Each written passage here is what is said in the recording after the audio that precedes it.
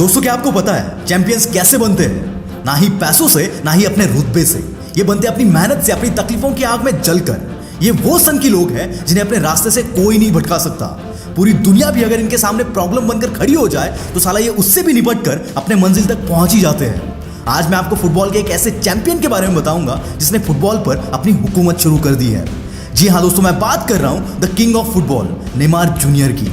Ronaldo और Messi के बाद अगर कोई उस लेवल को अचीव कर सकता है तो वो है ये बंदा, नेमार जूनियर। केवल 28 साल की उम्र में इस बंदे की नेटवर्थ है $200 मिलियन।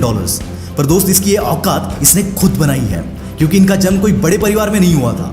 और हाँ, अपने फेलियर का रीजन अपने फैमिली को बताने वाले उन लोगों को ये मैं जरूर बताना चाहूंगा कि बचपन में ये बंदा ऐसी जगह पर, ऐसे घर में रहता था जहां पर बिजली तक नहीं थी, तो बाकी फैसिलिटीज का तो सवाल ही नहीं आता। ब्राजील की नेशनल टीम और पेरिस सेंट जर्मन से खेलने वाले इस फॉरवर्ड की शुरुआत ब्राजील के साओ पाउलो की गलियों में स्ट्रीट फुटबॉल खेलकर हुई थी।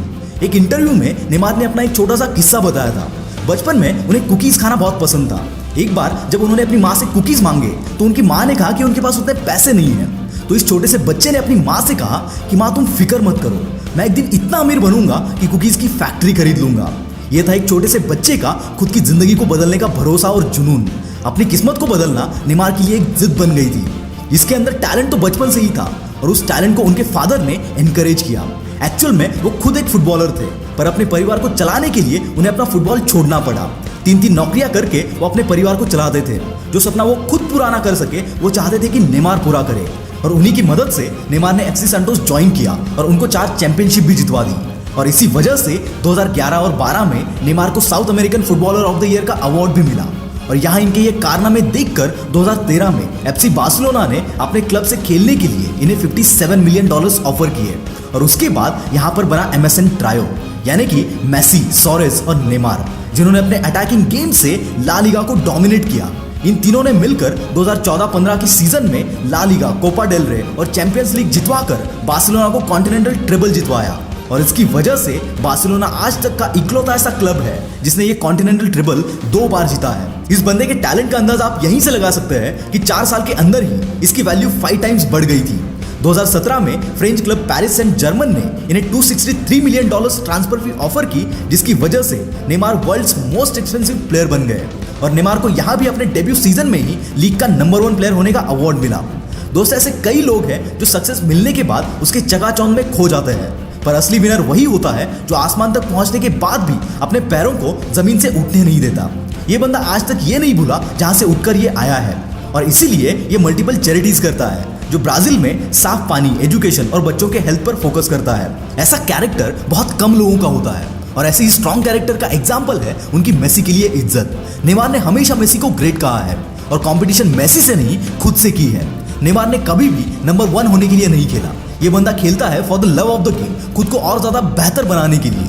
और ऐसे ही अपने गेम पर फोकस करते करते वो आज one of the best player बन गए हैं। नेमार ने अपनी नेशनल टीम ब्राजील के लिए आज तक 103 मैचेस में 64 गोल्स किए हैं, और इसी स्कोर के साथ वो ब्राजील के सेकंड हाईएस्ट गोल स्कोरर है। नेमार की फील्ड पर खेलने की स्टाइल दिखाती है उसका पावरफुल कमांड अपने बॉल पर। इस बंदे का बॉडी कंट्रोल, एक्सप्लोसिव स्पीड और ड्रिबलिंग स्टाइल ही है जो उसे फैन फेवरेट बनाता है। क्या आप सोच सकते हैं कि एक वक्त था जब इस बंदे को अपने पूरे परिवार के साथ दादा दादी के घर रहना पड़ता था। आज केवल 28 साल की उम्र में उसका नेटवर्थ $200 मिलियन होगा। और इसी नेटवर्थ की वजह से 2019 में फोर्ब्स ने नेमार को world's 3rd highest paid athlete के रैंकिंग भी दी। नेमार ने अब तक 229 गोल्स मारे हैं और 2015 में उन्हें बैलन डोर में 3rd पोजीशन भी मिली थी। आज तक इन्हें कई सारे अवार्ड्स मिले हैं। इन सब के बावजूद भी इन्हें आज तक का सबसे बेस्ट प्लेयर कहना मुश्किल है, क्योंकि कुछ और प्लेयर्स हैं जिनकी अचीवमेंट्स इनसे ज्यादा है।